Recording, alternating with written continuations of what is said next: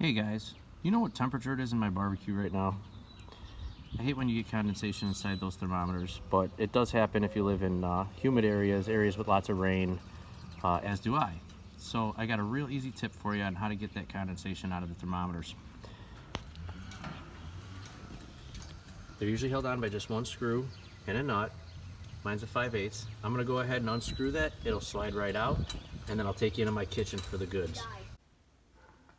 Alright guys, back in the kitchen here. Went ahead and took the thermometer off. It was just the one nut holding it on, little backer piece that comes off of there. So this piece here that holds it on the outside, you can take that off. Alright, but get yourself a casserole dish. Any kind of size dish will do.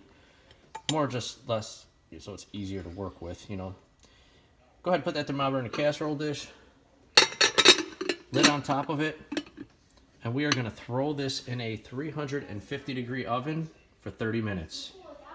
Once that 30 minutes is up, go ahead and get some pot holders, take that pot out of there, look at the thermometer, it'll be all cleared up.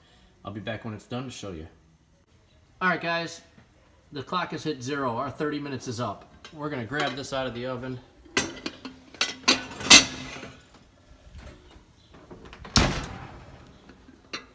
Take this lid off, and there we go. It's going to be hot, so you got to use a pot holder, but we have no more condensation in our thermometer. If you'd enjoyed this video, please hit the like button, subscribe to the channel, and hit that nice little bell icon so you can be notified the next time a nice little how-to video pops up. I appreciate it. Have a great day, guys.